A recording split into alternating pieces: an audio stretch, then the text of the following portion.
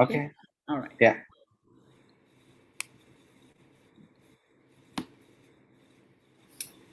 Good afternoon, everybody. I hope it's a great day that you're having.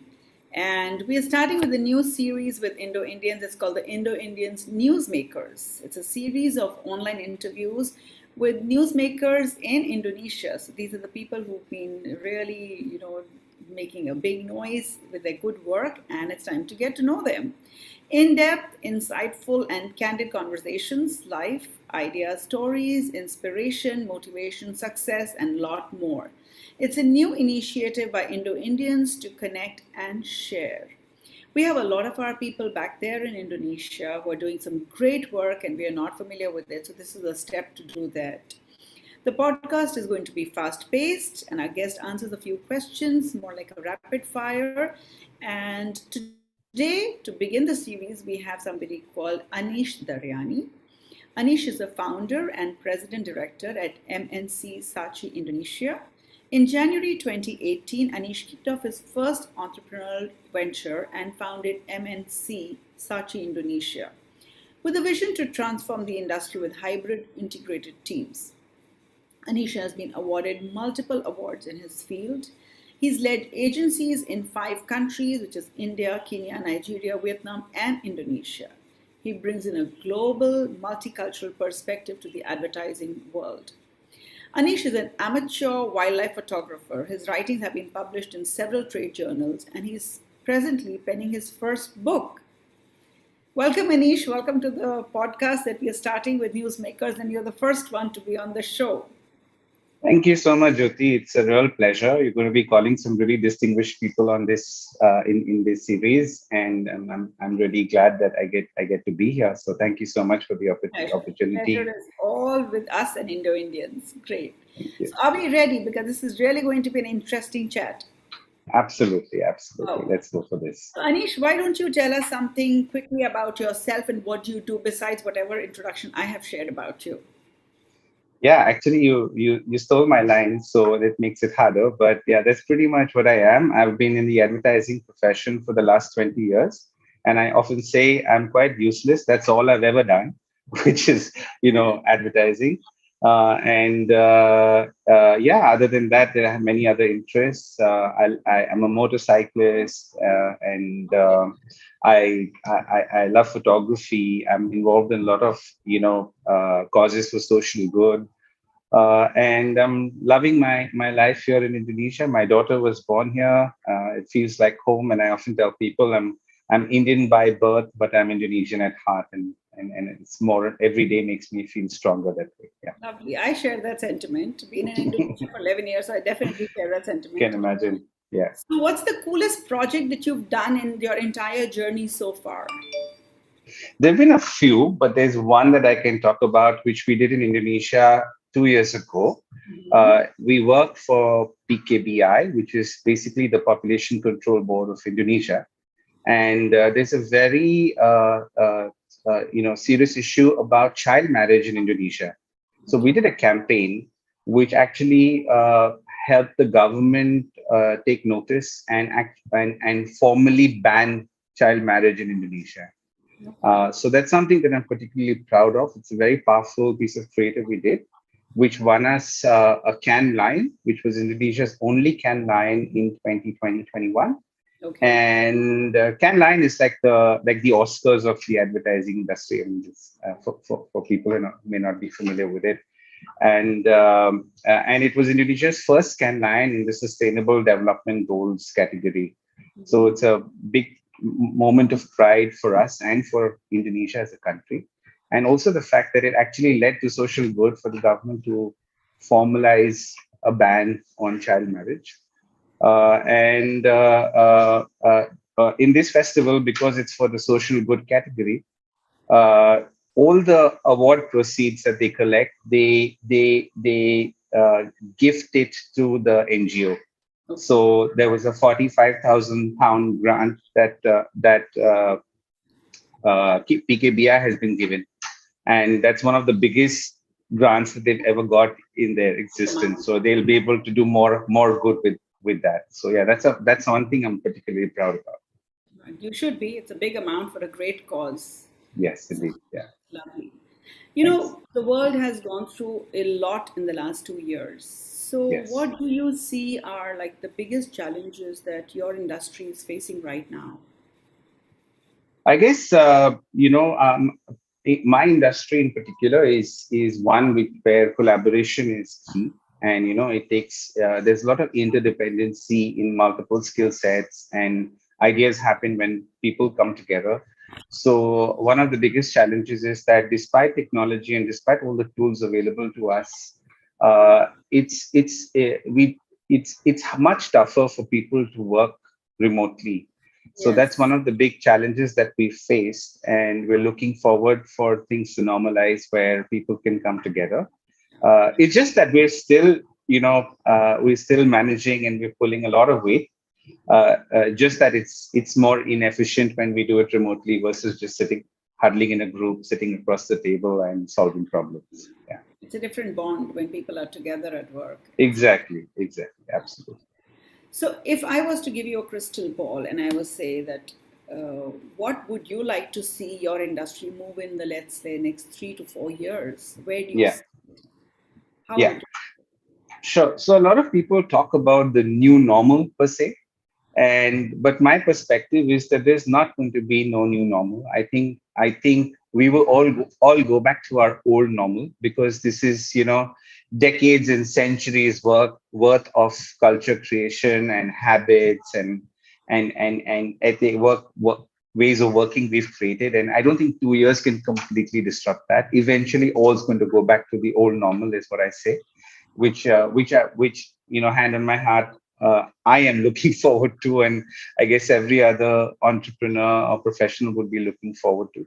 I mean, there's always a reason why there's been a place of home and a place of work, and we've seen all the issues of mental health, etc., that have come up, and the two have merged, right? So, true? yeah, so I would want to see. I mean, I would hope things will go back to normal in the future, the old normal, as I say. And also, in my industry in particular, there's a lot of development in terms of artificial intelligence, automation, and those are the trends that I see will emerge and will lead our industry going forward. Okay, great. So, if Indo Indians gives you a platform to advertise or promote any of your projects or your work, please go ahead and use the opportunity. Sure. So, I mean, my agency is only 4 years old, but we've managed to achieve a bunch of things that perhaps some agencies don't have in decades. So we are with the Campaignasia Gold Agency of the Year, Creative Agency of the Year, Digital Agency of the Year, Southeast Asia Social Media Agency of the Year Silver, and the agency for the best with the best culture in Southeast Asia, for which we got a bronze. And we are also the fastest growing agency in the country. So we are officially in 2021. We officially ranked number one in the R3 New Business League. So things have been going great. And the one thing that I would want to say is that M&C Saatchi believes in solving problems for brands and businesses and communities. So anything that you need us to change, whether it's changing perception, changing behavior, changing society, changing culture, that's where we can really come in to help. Okay, So yeah, please connect with you. sure. Sure, Please lovely. connect me on LinkedIn. Yeah, Yes. connect with me. So that's about a lot of work that you do. On your personal end, Anish, what is the best ever advice you've received? Yeah, I think one of my bosses actually taught me that this thing about managing people is a complete farce. I think people need manage themselves. We should just mentor people instead of managing them, and that's one of the big flaws in our corporate culture, where we create managers and then we ask them to manage people. And that's the biggest cause of demotivation when teams work together. So instead of managing people, we should just mentor them and let them manage their, their work. So That's that's the new mantra for a lot of people now in management styles. That's true. correct. Correct. Yeah, yeah. And what are you reading presently, if I may ask? Well, I've stopped reading for a bit. because I'm writing now. So when you write and then you're reading alongside, then what you're reading at the moment starts influencing your writing. And I want to be more neutral in my writing approach. So therefore, I'm not. I mean, for the last few months, I've not been reading anything. But what I would want to recommend, I'm a big Paulo Coelho fan. I mean, I've read all his books. I read Jeffrey Archer. I've read, you know, bunch of. I mean, some of my favorite. Salman Rushdie, etc. So I've read a bunch of books, and I've been very inspired to from some amazing writers to be able to consider writing myself. So at the moment, I'm not really reading anything. Oh, Yeah, okay. What yeah, apps, gadgets, and tools you can't do without? yeah. I think firstly, it's my headphones or earphones because I just cannot have my hand on my ears anymore, considering the number of hours we spend talking to people virtually. So that's one thing that I think I can't do without. Other than that, whenever I'm stepping out of home, I generally what I would have on me is my car keys, my wallet, and my AirPods or something, so that I can still be clued in with my hands free and not stuck to my phone. So True, yeah, true. Yes, a few of the things we are really addicted to now. yes, indeed. What's your best, shortcut or, I would say a life hack which has worked for you? And would you want to share that? Yeah, sure. I think if you want to do really well in life, then what you need to do is build teams, and then the team builds you. So that's one thing that I generally believe that once you create a team of really talented people, then it's the team that builds you going forward. So that's one thing that I probably want to share. And another probably life funda that I can share that I truly follow is the fact that the best plan A is when there's no plan B. Yeah. So I genuinely believe that in every decision I've made in my life, whether it's my personal life or professional life, I probably go all in, all invested, completely committed to what I'm doing. And if it fails, I'll figure out a plan B. But I never have a backup plan because I believe that comes in the way of you accomplishing what you want to accomplish. So You go said all some, in. yeah, you said some very key things, mentoring, and then now going all in completely for everything and not having a plan B, which is a great Yes. management style skills. Good, great. Thank you. Thank you. Lastly, if I was to say, if I give a sentence and I leave it open for you to fill it in, I'd love to see. What would you love to see? I'd love to see a world which is back to normal. I can't wait for it to happen. Other than that, I'd love to see the quality of talent in Indonesia grow, and I genuinely believe that a few years down the line, especially with the crop of new talent which is emerging, and they're so talented and so eager to learn.